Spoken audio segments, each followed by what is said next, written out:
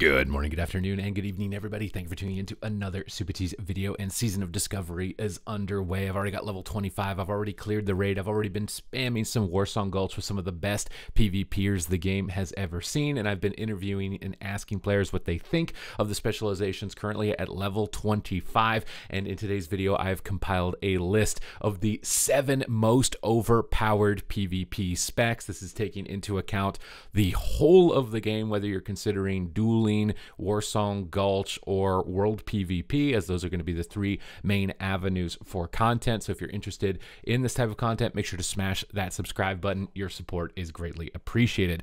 But let's get started. So at level 25, there is a lot of limitations on some specializations. They don't have access to powerful abilities like Mortal Strike for warriors, and that's really hindering their performance at this level. And I would particularly say that melee DPS are generally not that strong, but out of all of the melee DPS, Retribution Paladin is one that is shining above the rest at the moment, at least when it comes to combat.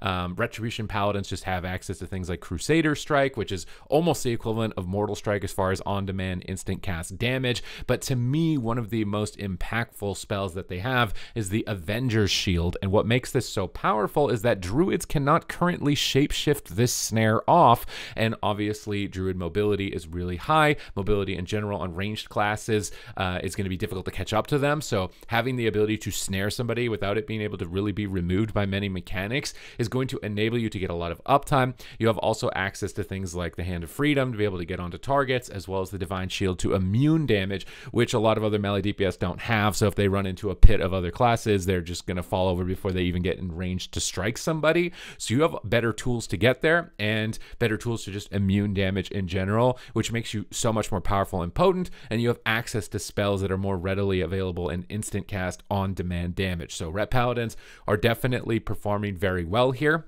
which may then confuse you a bit as to why I have laid this specialization on the number 6 position. One of the main factors for laying this specialization on number 6, which is actually the Enhancement Shaman, is the mobility and shield build. So you are very tanky wearing a sword and board and a one-hander, and you're probably the best flag carrier in the game right now with Ghost Wolf, even comparatively to Druids, although maybe a Bear Druid would be able to out-flag carry you, but while also being able to have fun and dish out tons of damage. I've seen builds with Lava Burst and Earthbind, and this is another reason why I think Enhance is slightly better than Ret, is that you have access to ranged damage while also being able to kite, which is super important at level 25. So definitely don't write this specialization off. In my prediction tier list, I did kind of write it off, but now seeing the way the runes have played out and the different builds, this is definitely a slugger of a spec, and you're going to feel, kind of like a hybrid shaman, not necessarily just all enhanced. Traditionally you're thinking of like Wind Fury proc and Shaman. You're going to mix a lot of different tools together. I think Ghost Wolf and kiting with Earthbind Totem and utilizing Lava Burst for range damage lets you beat pretty much every melee one-on-one, and you're a really good flag carrier. You've got great escape mechanisms relative to all of the other melee DPS in the game, which is why it is slotting you in here onto the number 6 position. Coming in at number 5 is the Restoration Druid. Now, unfortunately, I've been trying to make balanced Druid work, but it often ends up just feeling like Resto Druid with Sunfire.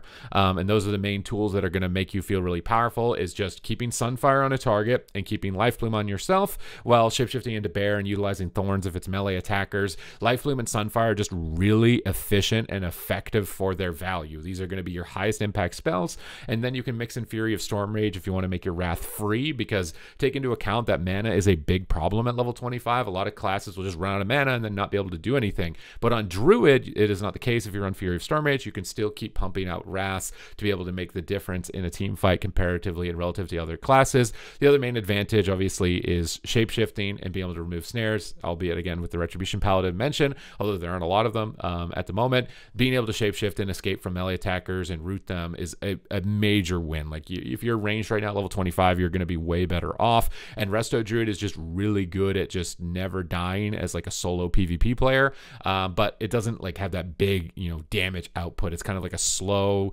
advantage building kind of specialization, but it's definitely very strong.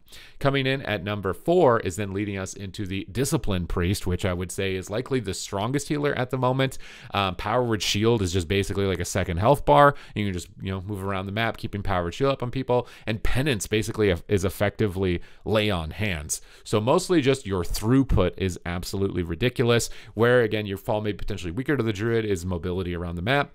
And mana can be a problem for you, but you've got to be having some Discipline Priest on your team. It's got crazy 1v1. It can take on pretty much any spec in the game when you take that into account, because it's just so tanky and it will almost never die while just blasting down its opponents. It is an absolute monster at level 25. I would absolutely recommend it for anybody that wants to play Discipline. Unfortunately, Shadow not performing nearly as well. You're just basically kind of an incomplete Disc Priest is the way that it's felt so far from what I've been able to assess, unfortunately.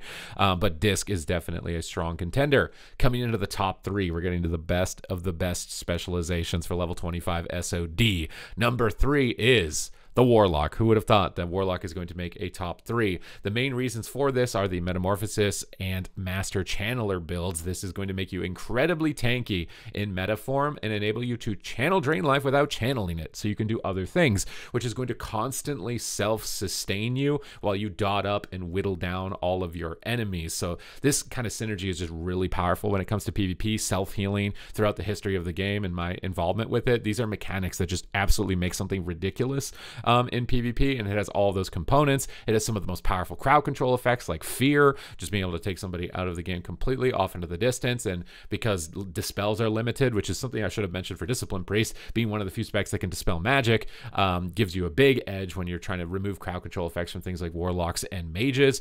It's definitely a really key component, as well as Purge for being able to remove things like Life Bloom or heal over time effects or buffs from your enemy attackers, Icy Veins from Mage and things like that. Makes you really strong. But Warlock is just an absolute bulletproof pick at the moment. It's just really durable, really tanky. You're going to be critical in any sort of team fight situation. You're going to have a really good time in 1v1 situations as well, which is probably making you wonder, like, how am I saying that this is number 3 and not number 1, right? It's because there are some other things that are a lot more powerful, and we are going to be getting to those right now. Number 2, what's it going to be? You thinking it's Healer Mage? Is it Healer Mage? I don't know, man. It's actually the Hunter. And you're going, what? You're putting Hunter on number 2? Wait until you see number 1. Hunter has some of the most insane instant cast on-demand damage. You've got Serpent Sting for applicable dots. You've got auto attack damage, Chimera Shot. Everything is instant. Everything is on the move. And you have Aspect of the Cheetah, which again, mobility is really limited at this level. So being able to just speed up and get around the map with that Aspect of the Cheetah is super underrated and definitely really powerful. You also have a ranged snare with Concussive Shot, and you are still useful when you run out of mana because again, you can just auto attack and you get massive value from that. So Hunter is the big banger of this patch for real. Like, it is just an absolute carry spec, even despite the nerfs that have come through. So what could possibly be better than the Hunter at level 25 in Season of Discovery? Well, you might be surprised to see that it is the Hunter's pet. Yes, the Scorpid pet. This pet is the best thing at level 25. It does the most amount of damage, doesn't care about mana, and most people ignore it and don't try and kill it or deal with it. But this thing will run around, poke your ankles, stack up poison, and eventually kill you. And I feel like most players are most afraid of this guy than anything else in the game. It is definitely a terror to see. But that's it for my list here for the 7 most overpowered builds for level 25 in Season of Discovery. So thank you very much for watching. I hope you enjoyed this video and it's got you excited to try out some things for this phase. And of course, things will evolve moving forward, and I'm intending to stay ahead of that. And I will also still be covering retail WoW as well. So don't worry about that. That content is not going anywhere. We're just expanding the channel. So thank you for watching, and I will see you in the next video.